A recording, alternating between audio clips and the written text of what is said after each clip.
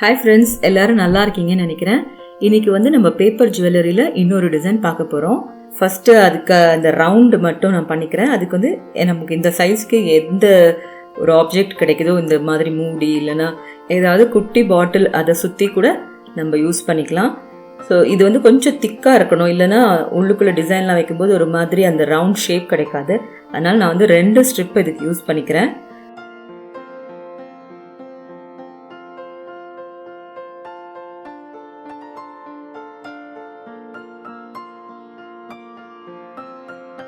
So ஃபுல்லாகவே இந்த ஃபெவிகால் போட்டு ஒட்டிக்கிட்டே இருக்கணும். நல்லா ஃபுல்லாக எல்லாம் ஒட்டி முடிச்சதுக்கப்புறமா அழகாக அந்த ரிங், அந்த ரவுண்டு கிடைக்கும். அந்த ஷேப் அப்படியே எடுத்து வச்சுட்டு இதே மாதிரி இன்னொன்று ரெடி பண்ணிக்க வேண்டியது தான்.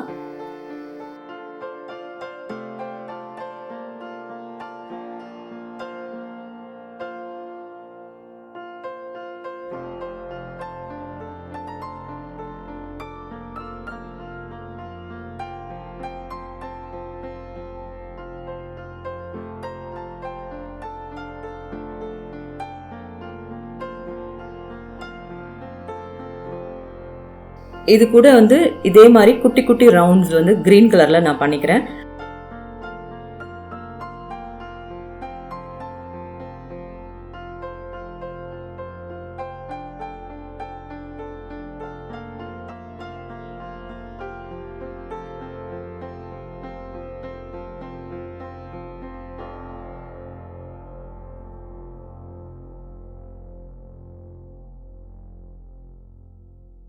அதுக்கு ஒரு ஃபுல் ஸ்ட்ரிப்லாம் தேவைப்படாது.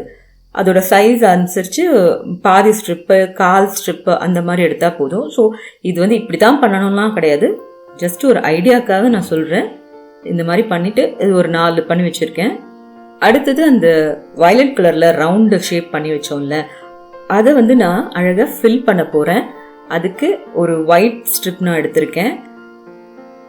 இந்த ஒயிட் ஸ்ட்ரிப்பை நம்ம குயிலிங் பண்ணுறோம் இல்லையா சாதாரணமாக, அதே மாதிரி கொஞ்சமாக ஒரு 2-3 சுற்று, அதுக்கப்புறம் அதை எடுத்துட்டு மறுபடியும் கொஞ்சம் கீழே நம்ம நீடல் வச்சு மறுபடியும் அதே மாதிரி ஒரு 2-3 சுற்று இப்படியே கொஞ்சம் தள்ளி விட்டு நம்ம குயிலிங் பண்ணி வச்சோன்னா இந்த சைடில் காட்டுறேன். இது பாருங்கள், இந்த மாதிரி டிசைன் வந்திருக்குன்னு.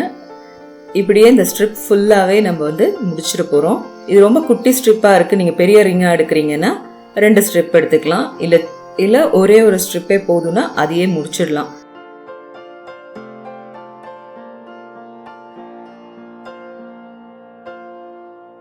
இப்போ நான் ஃபுல்லாக இந்த குயிலிங் பண்ணி இந்த டிசைன் பண்ணிட்டேன்.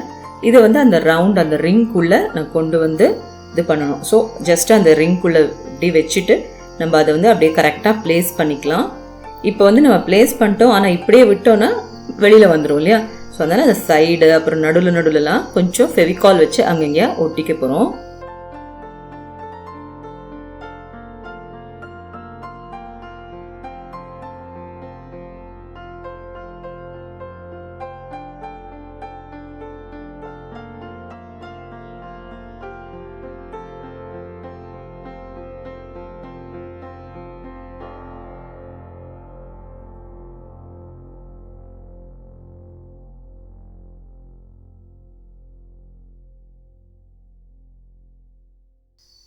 சைட்லலாம் ஒட்டியாச்சு. இப்போ நடுவில் கொஞ்சம் ஏதாவது ஒரு சின்ன குச்சியோ இல்லைன்னா இந்த குயிலிங்கோட நீடில் கூட யூஸ் பண்ணி லைட்டாக ஃபெவிகாலாக அங்கங்கேயா தொட்டு அதை ஒட்டி விட்டுருங்க. நல்லா காயணும். அந்த மேல் பக்கத்தில் தான் ஒட்டியிருக்கோம்ல, ஸோ அது நல்லா காயணும்.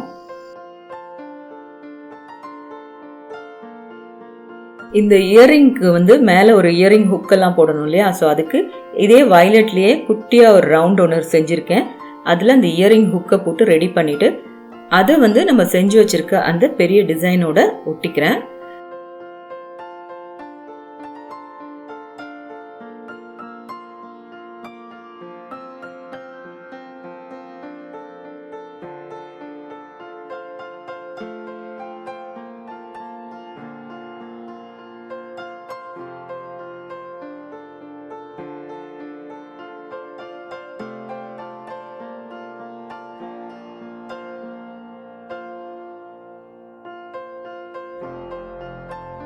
இப்போ காஞ்சதுக்கு அப்புறமா அதை திருப்பி எடுத்துட்டு லைட்டாக கையால் ஒரு அமுக்குனீங்கன்னா கொஞ்சம் இந்த டிசைன் அப்படி மேலே தூக்கிட்டு இருந்ததுன்னா அதெல்லாமே கரெக்டாக சேர்ந்துடும். இப்போ அந்த பச்சை கலரில் ரவுண்ட் ரவுண்டாக பண்ணியிருந்தோம்ல, அதை ஜஸ்ட்டு மேலே வந்து ஒட்டிக்கிறேன்.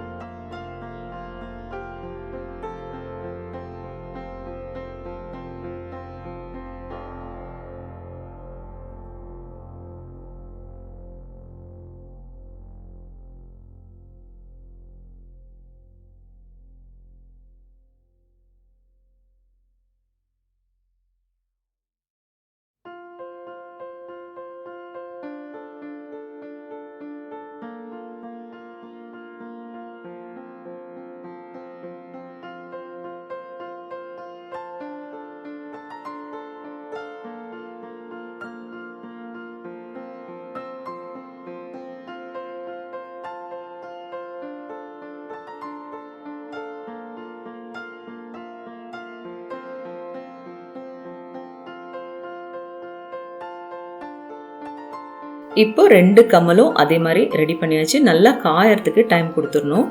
ஸோ இப்போ 2 கம்மலுமே ரெடி ஆயிடுச்சு.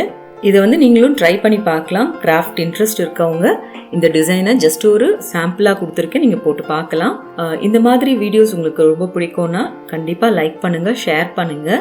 இன்னும் சப்ஸ்கிரைப் பண்ணாமலே இருக்கீங்க அப்படின்னா கண்டிப்பாக சப்ஸ்கிரைப் பண்ணிவிட்டு பக்கத்தில் இருக்க பெல் ஐக்கனையும் ப்ரெஸ் பண்ணிவிடுங்க. இதே மாதிரி இன்னும் நிறைய வேறு டிசைன்ஸ் நான் வந்து உங்களுக்காக செஞ்சு போடுறேன். ஸோ கண்டிப்பாக மிஸ் பண்ணாமல் என்னோட வீடியோஸ் பாருங்கள். இன்னும் ஒரு வீடியோவில் சந்திக்கிற வரைக்கும் டாடா பாய்.